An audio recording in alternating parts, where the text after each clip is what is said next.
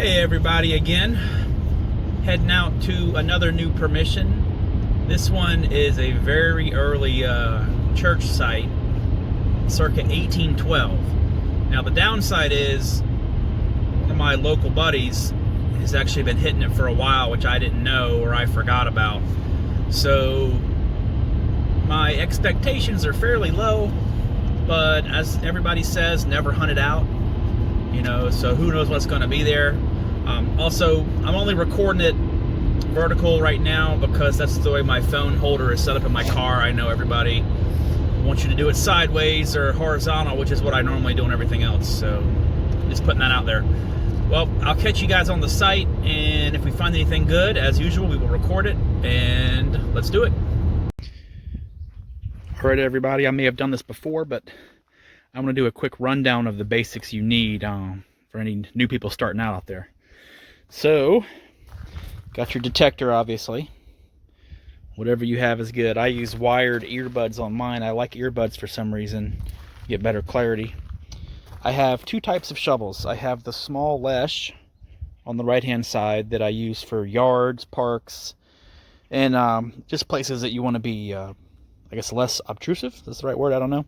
The bigger shovel I use in fields, anywhere else out in woods where I don't really care about how my plug is going to look as much. So yeah, it's always good to have both of those. Some people use a hand digger. I don't usually use a hand digger. I just sort of get in there with my little shovel.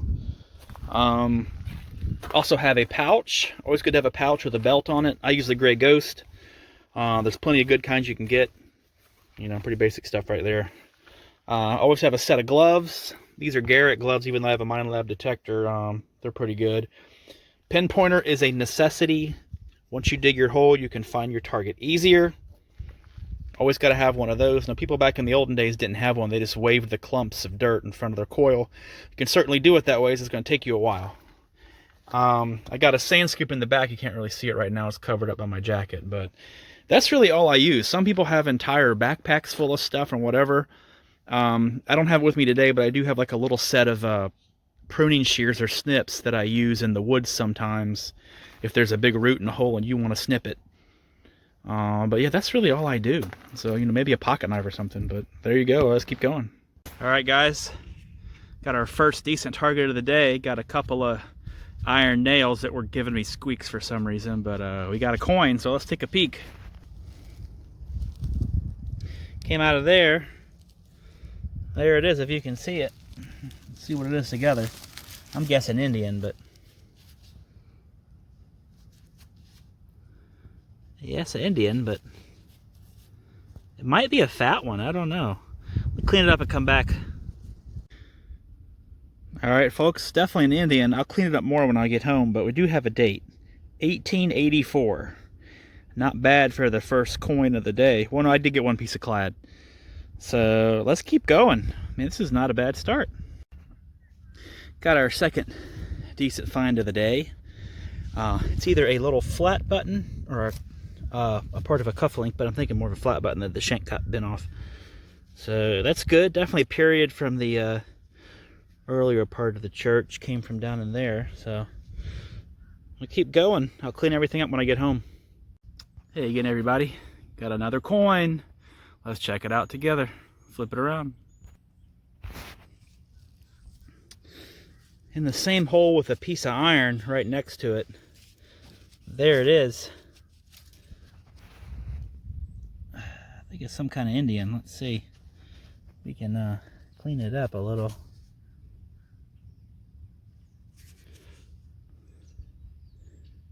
$1863. Oh, it's a fatty. Let's see if I can actually switch hands, and it's not a bad looking fatty. You get it in the light. Look how thick that thing is. Don't want to focus. I'm afraid if I rub it too much I'm going to lose the detail, but look at that thing. There's a better view. 1863. Sweet. Let's keep going. This is crazy. I got another one about a foot from it, so it could have been a coin spill. Looks like another fatty Indian. Getting down into some kind of weird layer of soil, but it was below that. You can see like the white stuff in there. There's some hot rocks in here too, but there it is. That thing's beautiful. Beautiful fatty.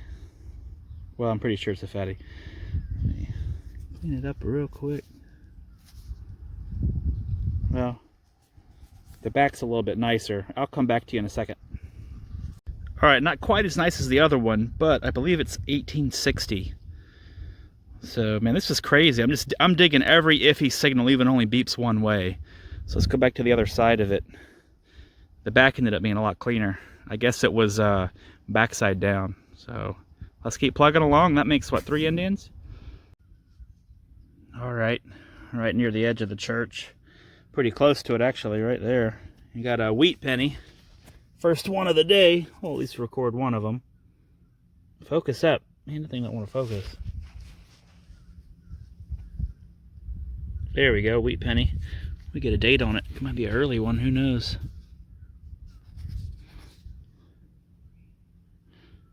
Uh, 1915 maybe? Alright, let's keep going.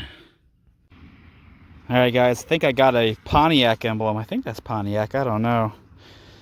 Blowing my ears off, but I was like, well, I'll give it a shot. So not super old, but we'll do something better in a minute, I hope.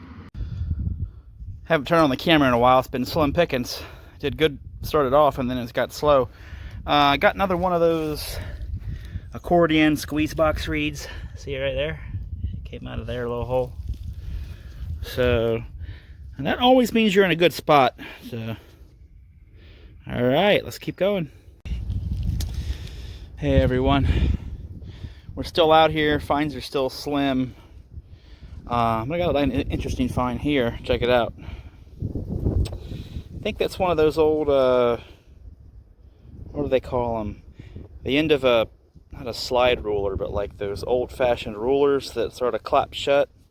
This was the hinge, I think, or maybe a protractor or compass piece. That's what I'm calling it. So let's keep going.